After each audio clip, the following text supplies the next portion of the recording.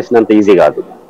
కానీ పార్టీలు కలిసిన దానికి ప్రజలతో ముడిపడి ఉన్నటువంటి అంశాలు ఏకీభావం ఉండాలి. ఒక పార్టీ ఇంకో పార్టీతో పొత్తు పెట్టుకోవడం చరిత్ర ఆంధ్రప్రదేశ్కి ఏం కొత్త ఏం కాదు. బీజేపీ తెలుగుదేశం పార్టీ పొత్తు పెట్టుకున్నాయి, వామపక్షాలు తెలుగుదేశం పెట్టుకున్నాయి, వామపక్షాలు కాంగ్రెస్ పొత్తు పెట్టుకున్న చరిత్ర మనకు ఉంది. కానీ ఈ మూడు కూటములు పొత్తు పెట్టుకున్న ప్రతిసారి ఏదో ఒక భావోద్వేగమైన అంశం కనెక్ట్ అయి వచ్చింది.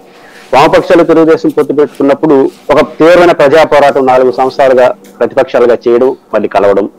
ఆ తర్వాత వామపక్షాలు కాంగ్రెస్ పొత్తు పెట్టుకున్నా కూడా చంద్రబాబు గారికి వ్యతిరేకంగా పోరాటం, ఒక కలయిక ప్రాతిపదికని బీజేపీ తెలుగుదేశం జనసేన పొత్తు 2014 కూడా ఒక భావోద్వేగమైన కనెక్షన్ ఉంది.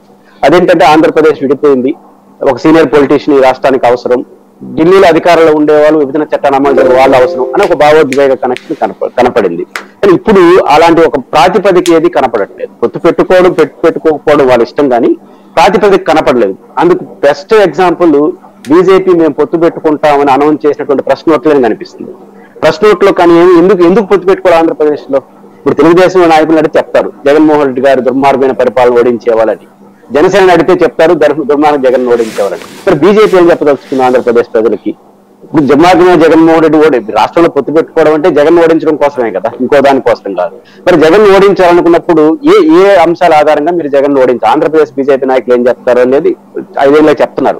కానీ కేంద్రం విడుదల చేసినటువంటి అనౌన్స్మెంట్ లో ఎక్కడ తీవ్రమైన విమర్శలు కానీ తీవ్రమైనటువంటి అంశాలు చెప్పాలి. మాకు చంద్రబాబు గారితో పొత్తు అనుభవం ఉందన్నాడు, అది వాస్తవం, అందరికీ తెలుసు. చాలా ఏళ్ల పాటు పొత్తు పెట్టుకున్నారు, విడిపోయారు, ఈ అనుభవం అందరికీ తెలుసు.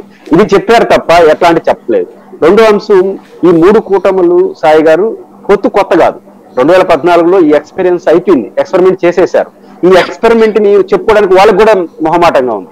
ఇప్పుడు ఏ కూటమిలో 3 ఉన్నారో, మేము 14 నుంచి 19 వరకు అద్భుతమైన పరిపాలన చేసినాం, చంద్రబాబు గారు రాష్ట్రంలో చేసినారు, ఢిల్లీలో మేం చేసాం, పరస్పర సహకారం తీసుకుని ఆంధ్రప్రదేశ్ లో ఒక అడుగు ముందుకేసినాం అని చెప్పుకోవడానికి 3 సిద్ధంగా లేరు.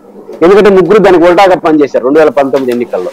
కాబట్టి ఒక ప్రాతిపదిక లేని పొత్తుగా నాకైతే కనిపిస్తా ఉంది. కాబట్టి ప్రాతిపదిక ఉంటే కనెక్షన్ వస్తుంది ప్రజల్లో. కాబట్టి ఈ గందరగోళాలు చూసినప్పుడు సహజంగా ఈ 3 పార్టీల మధ్య ఓటర్ల పోలరైజేషన్ అనేది అంత సులభం కాదు. ఇది ఒక పాయింట్. రెండో పాయింట్, పొత్తు ఎవరితో పొత్తు పెట్టుకున్నారు? బీజేపీతో 0.5% ఉన్న ఓట్ల పార్టీ నిన్నటి వరకు, రేపోలు పెరగచ్చు తగ్గచ్చు, దట్ ఈస్ డిఫరెంట్, ఏ పార్టీకైనా పెరుగుతాయి. కానీ ఇప్పుడు ఆన్ రికార్డ్ గా ఉన్న ఓట్లు ఏంటంటే 0.5 వాళ్ళకి ఇన్ని ఓట్లు ఉంటాయి. ఇప్పుడు మనకు దీన్ని 3 పార్టీలు ఒప్పుకో, ఈ ఎవరికి వాళ్ళు ఈ వైసీపీలో 80% అంటారు, వాళ్ళు 50% అంటారు, 90% అంటారు. మనం దాన్ని తెలచలేం. కానీ మనకు రికార్డుగా దొరికినది 2019 ఎన్నికల ఫలితాలు పరిగణలోకి తీసుకున్నప్పుడు ఈ 0.5% ఉన్న పార్టీలకి ఇంత పెద్ద 40% ఓట్లు ట్రాన్స్ఫర్ అవుతాయా? ఇది మౌలికమైన ప్రశ్న. కానీ